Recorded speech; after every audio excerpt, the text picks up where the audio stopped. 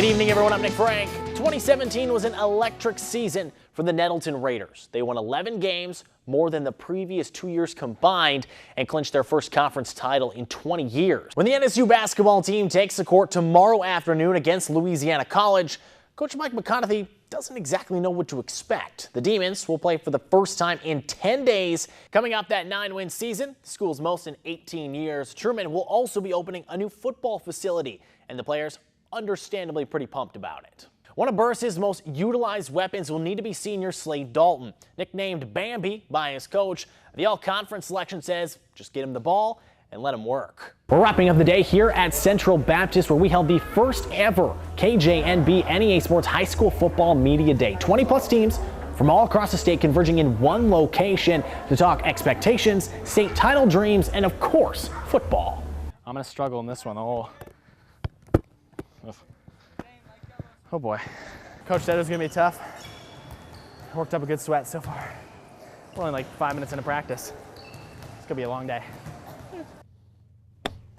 Hey Northland, in this week's edition of Finest Fairways, I take my hacks across the bridge to Superior to find out what makes the Namaji Golf Course so special.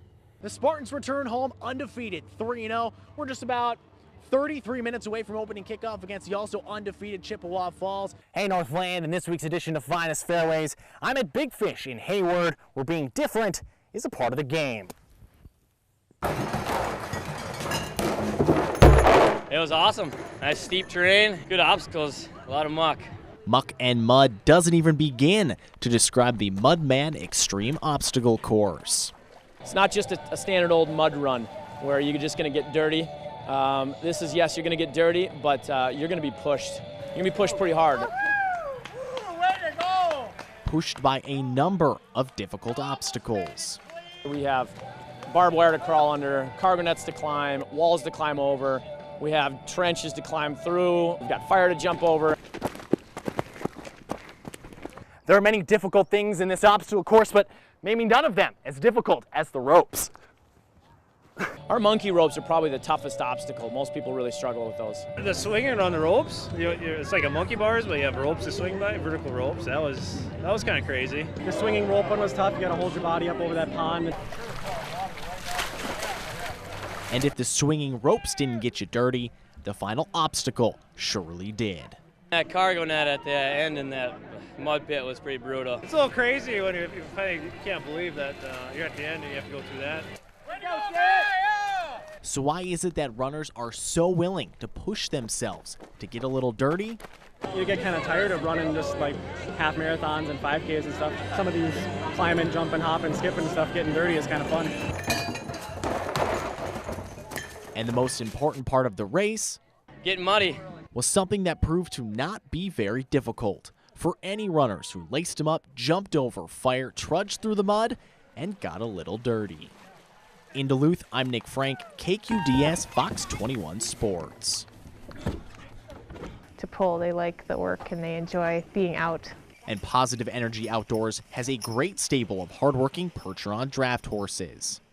Tracy said snow, ice. And while 3 horses declined comment, Sid demanded his airtime because, as Hansel said, he's the goofball.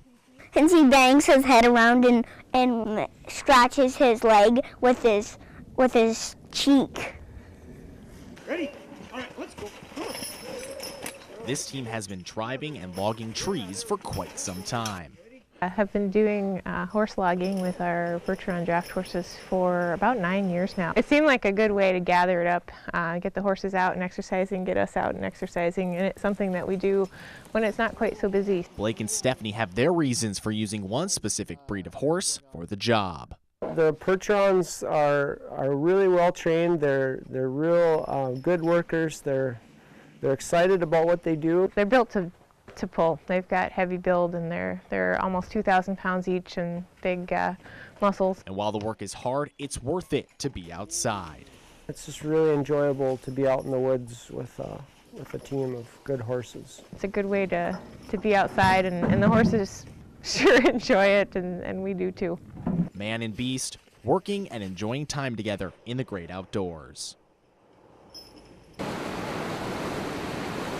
When the ice finally melts and the river starts running free, these outdoor enthusiasts take their first chance to ride the rapids. Duluth's kind of the epicenter of the North Shore kayak scene. Everything starts here. Season starts, we hit the Lester. The season kicked off with the second Lester River kayak race, where 20 experienced racers braved the difficult waters. The Lester River on the scale to 1 to 10 is probably about a 10. You got some big waterfalls and some big hydraulic type of stuff. In terms of a kayak race course, there's very few anywhere that are harder. And a hard course can take its toll on even the most experienced racers. There's a little bit of carnage, but that's to be expected when you're racing in Class 5. It's just part of the game. It's part of the game that rafters like Aaron Erdrich love. It's full on, man, from the get-go. You drop in the first rapid, you know, you're just holding on until the end pretty much. Yeah! Racers agree, though, it's not about who wins the race. It's just about getting in the water. It's more than just a race. It's more of like a boating festival where everybody gets out on the water and gets together once a year. It's kind of a reunion because it's a short season up here, so people rally from all over the country. We show up, we paddle for, you know, a month or two, and then it's off to other parts for most people. Worry not, if you are interested in rafting, not every course is as difficult as Lester River. Not everybody's going to do this kind of a river, but there's levels for everybody, you know, from Class 1, 2, all the way up to Class 5. But no matter how difficult the course may be, rafters like Aaron just want people to experience the thrill of the rapids. There's not a lot of people out here doing it, so it's always good to show everybody what can be done, and, you know, hopefully someday this is a destination for everybody. A destination that's not too far away in the great outdoors.